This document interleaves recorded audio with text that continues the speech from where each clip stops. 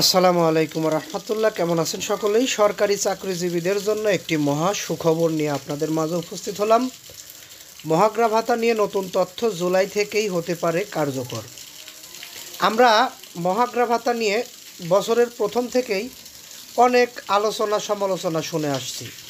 সেই পরিপ্রেক্ষিতে সরকারের কিছু সিদ্ধান্ত আমরা জানতে পেরেছি যে সিদ্ধান্তগুলো আসলে সরকারি চাকরিজীবীদের জন্য সুখবর বয়ে আনতে পারে। সরকারি চাকরিজীবীদের মহার্ঘ ভাতা নিয়ে বছরের শুরুতে আলোচনা শুরু হলেও তা বন্ধ হয়ে যায়। তবে ফের আলোচনা শুরু হয়েছে বিষয়টি নিয়ে। জানা গেছে আগামী 2025-26 অর্থবছর থেকে সরকারি চাকরিজীবীদের সর্বোচ্চ 20% পর্যন্ত মহার্ঘ ভাতা ঘোষণা আসতে পারে। কমিটি গঠনের পরও ভাতা চালু না হওয়ার পর প্রশাসনের ভেতরে অসন্তোষ তৈরি হয়েছে বলে মনে করছেন অর্থনীতিবিদরা। সূত্র জানিয়েছে, আগামী 20 মে অর্থ উপদেষ্টা সালেউদ্দিন আহমেদ সভাপতিত্বে এই মহার্ঘ ভাতা নিয়ে একটি বৈঠক অনুষ্ঠিত হবে। সেখানে প্রাথমিকভাবে সর্বোচ্চ 20% ভাতা দেওয়ার প্রস্তাবনা তৈরি করা হচ্ছে। প্রস্তাবটি চূড়ান্ত হতে পারে। অর্থ বিভাগের ভেতরে কাজ চলছে।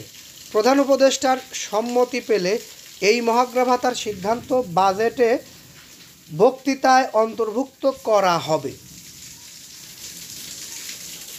জনপ্রশাসন মন্ত্রণালয়ের সিনিয়র সচিব মোহাম্মদ মোখলেসুর রহমান দেশের একটি গণমাধ্যমকে বলেছেন, এখনই এ বিষয়ে কিছু বলতে চাই না। অর্থ উপদেষ্টার নেতৃত্বে আগামী সপ্তাহে একটি বৈঠক হবে। সেখানে তিনিই জনপ্রশাসন সংক্রান্ত কমিটির প্রধান হিসেবে থাকবেন।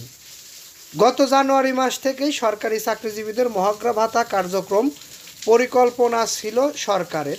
সে অনুযায়ী উদ্যোগও নেওয়া হয়েছিল। কিন্তু সংকটকালীন অর্থ পরিস্থিতি ও উদ্যোগের সমালোচনা করে অর্থবিদরা তখন সরে এলেও এখন নতুন করে উদ্যোগ নিচ্ছে সরকার। প্রাথমিকভাবে প্রস্তাব অনুযায়ী 1 থেকে 9 ব্রিগেড কর্মীদের জন্য 10% এবং বাকি সব গ্রেডের জন্য 20% হারে ভাতা চালুর কথা ভাবা হচ্ছে।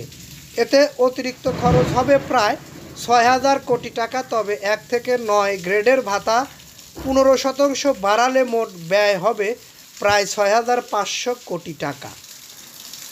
আমরা মহার্ঘ ভাতা নিয়ে এর আগেও অনেক নিউজ করেছি, তবে এবারের নিউজটি আমার কাছে নিজের কাছেই একটি নির্ভরযোগ্য বলে মনে হয়েছে এবং মহার্ঘ ভাতা নিয়ে এই নিউজটি আমার কাছে ভালো লেগেছে। তাই আপনাদের যদি ভালো লেগে থাকে অবশ্যই নিউজটিতে একটি লাইক ও কমেন্টে আপনাদের মতামত জানাবেন। পরবর্তী ভিডিও পেতে অবশ্যই চ্যানেলটি সাবস্ক্রাইব করে বেল বাটন অন করে রাখবেন। এই বলে এখান থেকে বিদায় নিচ্ছি। আসসালামু আলাইকুম।